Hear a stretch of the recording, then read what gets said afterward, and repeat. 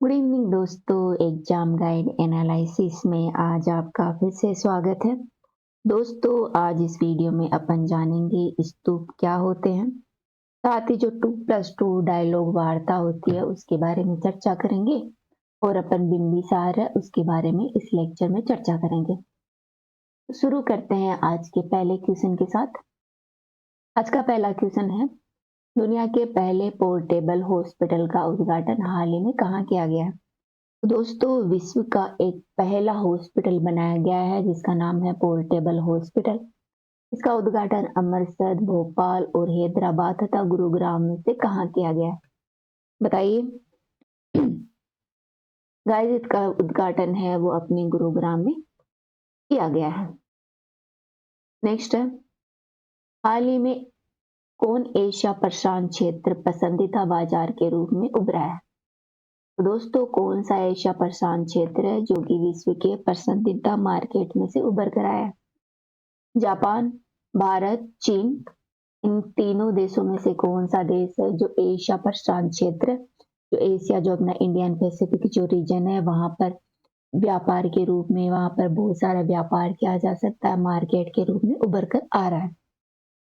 तो दोस्तों, भारत और जापान है वो व्यापार के रूप में उभर रहे हैं। भारत में प्रेजेंट टाइम में बहुत ही बड़ी डेमोग्राफ डिविडेंड है, युवा आबादी है, और जापान के पास बहुत ही बड़ी टेक्नोलॉजी है। इस तरह एक ये बहुत बड़ा मार्केट बनते जा रहा है। नेक्स्ट है, किस देश ने दुनिया के सबसे बड़े सिंगल साइट सौर ऊर्जा संयंत्र का उद्घाटन किया है?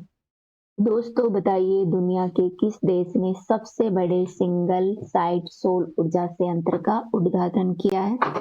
यूएई, जापान, इंडोनेशिया, जर्मन में से कौन सा देश है? दोस्तों, हाल ही में जो अपना यूएई में जो अपना कोप समिट हुआ था 28, इसी के दौरान यूएई में जो अपना संयुक्त अरब अमीरात है, यहाँ पर विश्व का सबसे बड़ा जो सिंगल साइट सौर ऊर्जा संयंत्र है, सोलर एनर्जी जो प्रोजेक्ट है, संयंत्र है, उसका उद्घाटन किया गया है। दोस्तों, ये जो सोलर ऊर्जा संयंत्र है जो वर्तमान में क्लाइमेट चेंज हो रहा है, प्रदूषण बढ़ता जा रहा है, जो गैस से जो एनर्जी अपन डेवलप करते हैं उस पर कंट्रोल करेगा, तथा जो रिन्यूएबल एनर्जी है, ग्रीन एनर्जी है, उसको बढ़ावा देगा ताकि अपनी जलवायु को ठीक से किया जा सके और टेम्परेचर बढ़ रहा है उसको कंट्रोल किया जा सके। नेक्स्ट क्वेश्चन है, हाल ही में भारत और किस देश के बीच पांचवी 5+5 वार्ता, पांचवी 2+2 वार्ता का आयोजन किया गया? दोस्तों, जो भारत है वो अमेरिका के साथ 2+2 वार्ता का आयोजन करता है। ये जो 2+2 वार्ता की गई है इसका 5वां संस्करण हाल ही में आयोजित किया गया अपने नवंबर में। ठीक है, इसके बारे में जाना तो ये 5वां संस्करण है वो अमेरिका के साथ भारत ने आयोजित किया है। इसमें क्या किया गया कि जो डिफेंस सेक्टर है दोनों देशों का, साथ ही जो वर्तमान में सेमीकंडक्टर की उपयोगिता किसी देश के लिए बहुत ही महत्वपूर्ण है। दोस्तों, सेमीकंडक्टर वो चीज होती है जैसे फोन में अपन छोटी छोटी चिप लगाते हैं, लैपटॉप में उसी का डेवलप निर्माण करना, वो कैसे बनती है उनका भी निर्माण करना ही सेमीकंडक्टर है। साथ ही जो उभरती हुई टेक्नोलॉजी है, अंतरिक्ष है और हेल्थ से जुड़ी हुई जो समस्याएं हैं, जो मुद्दे हैं, इनके ऊपर द्विपक्षीय वार्ता करना है और एक दूसरे का सहयोग बढ़ाना है। इन्हीं मुद्दों पर जो 2+2 वार्ता है वो मंत्री स्तरीय संवाद के स्तर पर आयोजित की गई है। गाइस, भारत और अमेरिका के बीच में जो 2+2 वार्ता है वो 2018 से आयोजित की जा रही है। तो 2018 से अब तक जो ये 2+2 डायलॉग है वो, इसका जो इस बाल है वो संस्करण किया गया वो 5वां है और 2018 में इसका पहला संस्करण आयोजित किया गया था। दोस्तों, बात करें कि 2+2 डायलॉग आखिरकार है क्या, तो इसमें क्या होते हैं कि जो दो देश होते हैं जैसे भारत और अमेरिका, इनके जो उच्च स्तरीय प्रतिनिधि होते हैं, हाई लेवल के जो सपोर्टिव होते हैं, प्रतिनिधि होते हैं, साथ ही विदेश और जो रक्षा विभाग के मंत्री होते हैं, इन दोनों की आपस की भागीदारी होती है जिससे ये विभिन्न क्षेत्रों पर काम करते हैं। ठीक है, विभिन्न मुद्दों पर विचार विमर्श करते हैं। ठीक है, कौन है जो मंत्री स्तरीय बैठक होती है, रक्षा विभाग की, विदेश विभाग की, और जो उच्च स्तरीय प्राधिकारी होते हैं, प्रतिनिधि होते हैं, उनकी। दोस्तों 2+2 डायलॉग का उद्देश्य है सीधी बातचीत करना और जो विभिन्न मुद्दे हैं उन पर बातचीत करना और उनका दायरा बढ़ाना। इस तरह के तंत्र से साझेदार देशों के जो दोनों पक्ष होते हैं, उनके राजनीतिक कारक होते हैं, उनको आपस में ध्यान रखा जाता है तथा एक दूसरे की जो रणनीतिक चिंताएं होती है, स्ट्रेटेजिक जो चिंताएं होती हैं, साथ ही संवेदनशीलता को ये अधिक प्रभावी ढंग से समझने में काम करते हैं तथा उसके महत्व को सक्षम बनाने में काम करते हैं। ठीक है दोस्तों, बदलते विश्व परिवेश में मजबूत अधिक एकीकृत रणनीतिक संबंध बनाने में ये एक बहुत ही महत्वपूर्ण डायलॉग है। भारत की 2+2 डायलॉग में भागीदारी की बात करें, अमेरिका है वो भारत का सबसे पुराना और सबसे प्रमुख 2+2 डायलॉग भागीदार देश है। ठीक है, कौन है सबसे पुराना भारत का 2+2 डायलॉग भागीदार देश? यूएसए है और ये सबसे प्रमुख भी है। इसके अलावा दोस्तों भारत है वो जापान, रूस, यूनाइटेड किंगडम और ऑस्ट्रेलिया के साथ भी 2+2 डायलॉग वार्ता का आयोजन करता है। ठीक है, तो पूछ लिया जाए कि भारत 2+2 डायलॉग की वार्ता है वो किन देशों के साथ करता है, तो USA, Australia, Japan, United kingdom और रूस, ये 5 प्रमुख देश है जिनके साथ भारत 2+2 बैठ के आयोजित करता है। नेक्स्ट क्वेश्चन है, राजस्थान में हीरे की खान कहाँ स्थित है? दोस्तों बताइए, केसपुरा, जावर, काला गुमान और भेसलाना में से कौन सा क्षेत्र है जहां पर राजस्थान में हीरे की खान स्थित है? दोस्तों राजस्थान का जो केसरपुरा क्षेत्र है, वहां पर राजस्थान में प्रमुख रूप से जो हीरे हैं वो मिलते हैं, हीरे की खाने हैं वो आप यहाँ पर देख सकते हैं। ठीक है, काला भेसलाना में अपन आप है ना संगमरमर देख सकते हैं।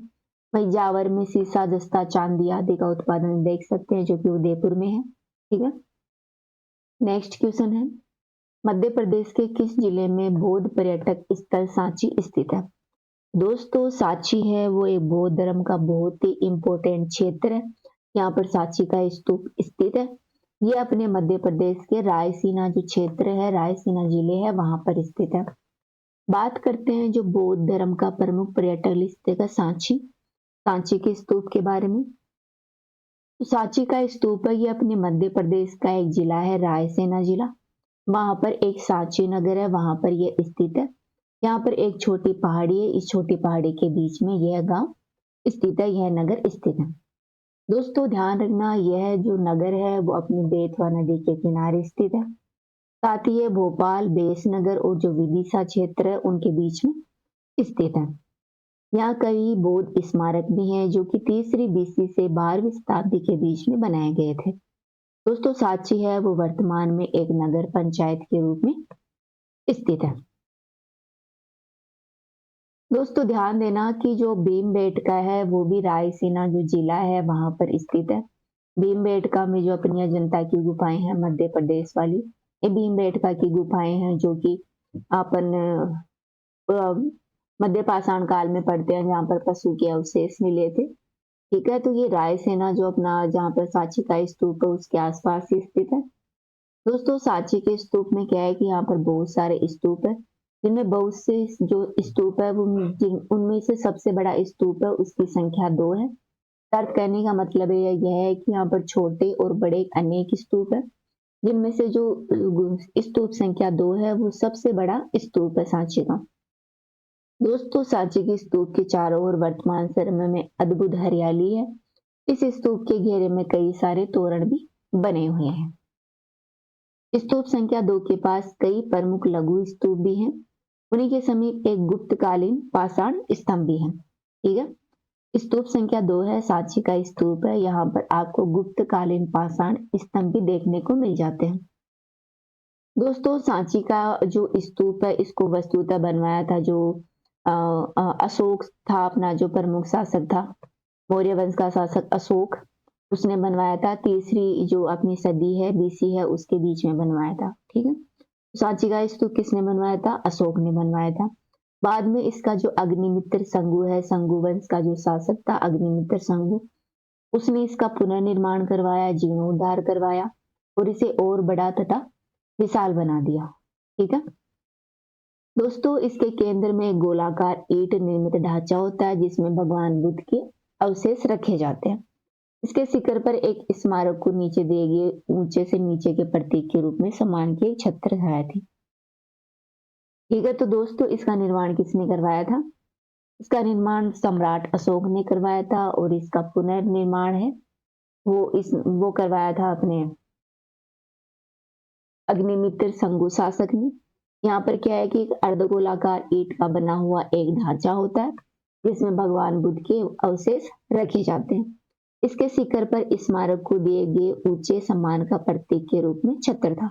ठीक है दोस्तों, अब देख लेते हैं कि आखिरकार स्तूप है क्या। अपने स्तूप का नाम बहुत सारा ले लिया, तो देखते हैं स्तूप आखिर होता क्या है। तो दोस्तों वैदिक काल के अनुसार या वैदिक काल में जो भारत में जो प्रचलित सावधान टीले होते थे उन्हें ही स्तूप कहा जाता था। ठीक है, जहाँ पर शव को जलाया जाता था और वहां पर जो टीले बनाए जाते थे वैदिक काल में, उसी को स्तूप कहा जाता था। स्तूप की दोस्तों वास्तुकला के बारे में बात करें तो ये एक बेलनाकार ड्रम जैसा होता है जिसका शीर्ष पर गोलाकार, अंडाकार, हर्मिका और छत्र होते हैं। तीन चीजें होती हैं इसके शीर्ष पर, एक तो अंडाकार, एक हर्मिका और एक छत्र होती है। अंडाकार की बात करें तो यह बुद्ध के अवशेषों को ढकने के लिए मिट्टी के टीलों का प्रतीकात्मक गोलाकार टीला होता है। ठीक है, अंडाकार क्या होता है? तो मिट्टी के जो बुद्ध के अपने अवशेष है वहां पर मिट्टी का बना हुआ एक अर्धगोलाकार टीला होता है जहां पर भगवान जो बुद्ध है उसके वास्तविक अवशेष रखे गए हैं। बात करें हर्मिका के बारे में, तो दोस्तों टीले के ऊपर जो चौकोर रेलिंग होती है उसे हर्मिका के नाम से जाना जाता है। वह छत्र होती है वो ट्रिपल छत्र को सहारा देने वाला एक केंद्रीय स्तंभ होता है। दोस्तों स्तूप है उसमें प्रयुक्त जो प्रयोग की जाने वाली सामग्री है उसके बारे में जाने। स्तूप का मुख्य भाग कच्ची ईंटों से बना था जबकि बाहरी सतह पकी हुई ईंटों का उपयोग करके बनाई गई थी। ठीक है, स्तूप का मुख्य भाग कच्ची ईंटों से बना था जबकि बाहरी सतह पकी हुई ईंटों का उपयोग करके बनाई गई थी जिन्हें बाद में प्लास्टर और टेडी मेडी एक मेडी मोटी प्रेस से ढक दिया गया था। ठीक है, क्या है कि स्तूप का जो मुख्य भाग है वो कच्ची ईंटों से बनाया गया था जिसमें भगवान बुद्ध के अवशेष रखे हुए हैं और इसकी बाहरी सतह है वो ईंटों का उपयोग करके बनाई गई थी। ठीक है, मुख्य भाग है वो कच्ची ईंटों से बनी हुई है और इसकी बाहरी सतह है वो पक्की ईंटों से बनाई गई है। इसे बाद में क्या कर दिया गया, इस पर प्लास्टर कर दिया गया और जो मेडी की एक परत से इसे ढक दिया गया जिसके कारण यह वर्तमान में मजबूत हो गया। दोस्तों तोरण को एक लकड़ी की मूर्ति के द्वारा इसे सजाया गया। ठीक है, यहाँ पर एक तोरण भी है जिसे जो लकड़ी की मूर्तियां हैं उसे सजा दिया गया था। ठीक है, तो इसका जो आंतरिक भाग है वो कच्ची ईंटों से बना है, बाहरी भाग है वो पकी हुई ईंटों से बना है। बाद में इस पर प्लास्टर कर दिया गया और तोरण के ऊपर बहुत सी लकड़ियों की मूर्ति से तोरण को सजा दिया गया था।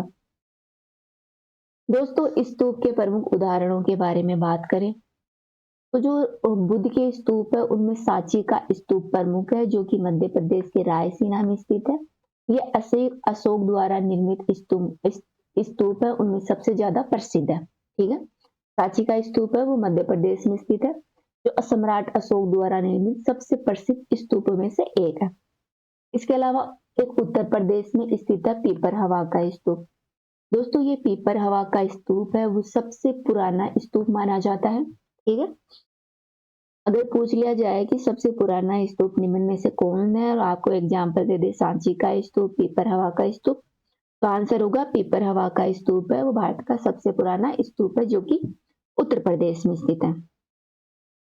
दोस्तों बुद्ध की मृत्यु के बाद बनाए गए स्तूपों के बारे में बात करें तो उनमें है राजगृह, वैशाली, कपिल वस्तु, अल्पकप्पा, रामग्राम, वेथापीड़ा, पावा, कुशीनगर और पीपलीवन।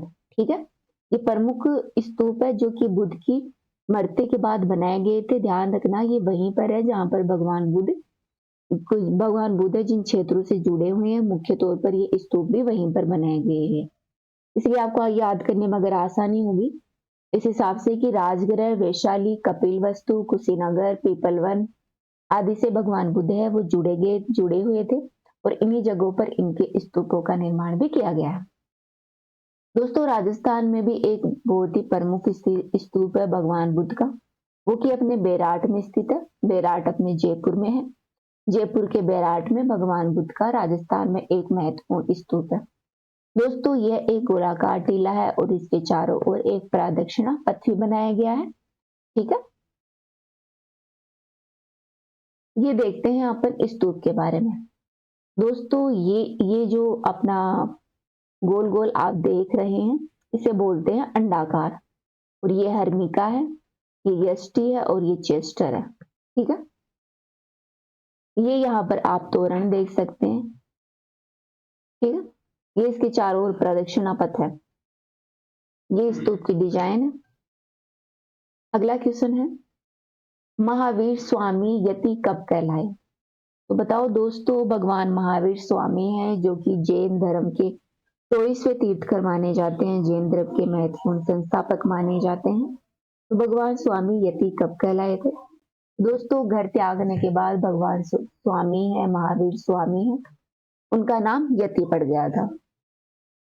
नेक्स्ट क्वेश्चन है, मगध सम्राट बिंबिसार ने अपने राजवेद जीवक को किस राज्य के राजा की चिकित्सा के लिए भेजा था? तो दोस्तों पहले तो बात यही है कि जो जीविक है वो किसका राजवेद है? तो जीविक था वो एक प्रमुख राजवेद था, वो बिंबिसार का राजवेद था। ठीक है, और इसने एक राजा के चिकित्सा के लिए भेजा था, उसका नाम था अवंती। अवंती के राजा के चिकित्सा उपचार के लिए बिंबिसार ने अपने राजवेद जीवक को भेजा था। बात करें बिंबिसार के बारे में, तो दोस्तों बिंबिसार है वो जो मगध का सम्राट है, वहां का प्रमुख सम्राट था, मगध साम्राज्य का प्रमुख सम्राट था। इसका कार्यकाल माना जाता है 558 बीसी से 491 बीसी के बीच में। दोस्तों बिंबिसार है वो पहले बौद्ध धर्म को मानते थे, लेकिन जब इनकी रानी चेलन्ना से इनका विवाह हो गया तो चेलन्ना के उपदेशों से प्रभावित होकर इन्होंने जैन धर्म को अपना लिया था। ठीक है, तो बिंबिसार किस धर्म को मानते थे? जैन धर्म को। इनकी राजधानी की बात करें तो इनकी राजधानी का नाम उज्जैन था। इन्होंने अंग राज्य को जीतकर अपने साम्राज्य में मिला लिया था, जिसका बाद में मौर्य साम्राज्य में विस्तार देखा जा सकता है। तो अगर पूछ लिया जाए कि जो महाजनपद में से जो अंग है उसको जीतकर मगध में किसने मिलाया था, तो वो मिलाया था बिंबिसार ने। दोस्तों पुराणों के अनुसार बिंबिसार को श्रेणिक के नाम से भी जाना जाता है। ये पूछ लिया जाता है कि निम्न में से श्रेणिक किस राजा को कहते हैं, तो श्रेणिक है वो बिंबिसार को कहते हैं। ठीक है, और ये जैन धर्म को मानने वाले थे, राजधानी इनकी उज्जैन थी। इन्होंने अंग को मगध में मिलाया था। आगे बात करें तो बिंबिसार ने जो मगध में जो बहुत सारी जो डेवलपमेंट की, उसका विकास किया, उसमें उनका महत्वपूर्ण योगदान था वैवाहिक संध्या करके तथा विजय प्राप्त करके। अर्थात इन्होंने अपने साम्राज्य का विस्तार विवाह करके और उन पर विजय हासिल करके बढ़ाया था। दोस्तों इनकी प्रथम रानी की बात करें तो जो इनकी रानी थी कौशल, जो कि राजा प्रसेनजीत की बहन थी। इन्होंने इनके दहेज के रूप में 2 लाख रुपए और वाला एक राजस्व गांव मिला था। ठीक है, तो इन्होंने प्रसेनजीत की बहन थी रानी कौशल से विवाह करके अपने राज्य का विस्तार किया। इनकी दूसरी रानी चेलना के उद्देश्यों से इन्होंने जो जैन धर्म था उसको अपनाया था। दोस्तों चेलना थी वो वैशाली के राजा चेटक की पुत्री थी। ठीक है, तो चेटक के जो वैशाली के राजा थे चेटक, उसकी पुत्री चेलना से विवाह करके इन्होंने अपने राज्य का विस्तार किया। इसके अलावा बिंबिसार की 2 रानियों की और चर्चा मिलती है, जिसमें एक थी गणिका आम्रपाली, जिसका उल्लेख है जैन साहित्य में देखा जा सकता है, और दूसरी रानी थी कुरुदेश की राजकुमारी क्षेमा। तो इन्होंने क्षेमा और गणिका आम्रपाली से विवाह करके भी अपने राज्य का विस्तार किया था। ये बात करें तो दोस्तों बिंबिसार ने वृहदत्त को परास्त करके जो अंग जनपद था उसको मगध राज्य में मिला लिया था और वृहदत्त पर विजय प्राप्त की थी। उसका प्रशासन है वो बहुत ही उद्यम था, राज्य था वो बहुत खुशी था। दोस्तों ये अपने कर्मचारियों पर बड़ी कड़ी नजर रखता था और इसके उच्च अधिकारी थे उनको राजभट के नाम से जाना जाता था। पूछ लिया जाए कि राजभट क्या है, तो राजभट बिंबिसार के जो उच्च अधिकारी होते थे उनको कहा जाता है। दोस्तों बिंबिसार की 4 श्रेणियों के उन्होंने 4 श्रेणियों में अपने जो कर्मचारी थे उनको बांट रखा था। एक था संबंधक। दोस्तों संबंधक होता था वो सामान्य कार्य देखते थे। इसके अलावा सेना नायक होता था, वो सेना के कार्य देखता था। और व्यवहारिक होता था, वो न्यायिक कार्य देखता था। महात्म होता था, वो उत्पादन पर जो कर होता था, जो टैक्स वगैरह होता था, उसको इकट्ठा करने का काम करता था। तो संबंधक, सेना नायक, व्यवहारिक और मात है वो बिंबिसार के कर्मचारी थे, प्रमुख रूप से जो महत्वपूर्ण कर्मचारी थे, उच्चाधिकारी थे। आगे बात करें बिंबिसार की मृत्यु कैसे हुई। दोस्तों बौद्ध धर्म है उसका एक महत्वपूर्ण ग्रंथ है विनय पिटक। विनय पिटक के अनुसार बिंबिसार ने अपने पुत्र अजातशत्रु को जब युवराज घोषित कर दिया था, लेकिन अजातशत्रु ने क्या किया कि जल्दबाजी में जो राज्य प्राप्त करने की इच्छा के कारण अपने पिता को मार दिया था। ठीक है, ये कहता है विनय पिटक जो कि एक बौद्ध ग्रंथ है। वही जैन ग्रंथ आवश्यक सूत्र के अनुसार ये कहा गया है कि जब जो अजातशत्रु था वो राज्य जल्दी पाना चाहता था, इस कारण उन्होंने क्या किया कि अजातशत्रु ने अपने पिता को कैद कर लिया और इस दौरान रानी चेलन्ना ने उनकी देखभाल की थी। लेकिन जब अजातशत्रु को पता चला कि उनके पिता ने उनको पहले ही युवराज नियुक्त कर दिया है, अजातशत्रु जो लोहे के डंडे लेकर अपने पिता की जो बेड़ियां थी उनको काट रहे थे, लेकिन बिंबिसार है वो किसी आशंका के कारण डर गए कि पता नहीं क्या होने वाला है, इस कारण उन्होंने जहर खा लिया और उनकी डेथ हो गई। तो बौद्ध धर्म का जो ग्रंथ है विनय पिटक और जैन धर्म का ग्रंथ है आवश्यक सूत्र, इसके अनुसार अलग अलग धारणाएं हैं कि बिंबिसार की डेथ कैसे हुई। ठीक है, ये अपन ने जाना बिंबिसार के बारे में। नेक्स्ट क्वेश्चन है, पेट में भोजन को पचाने के लिए निम्नलिखित में से किसकी आवश्यकता होती है।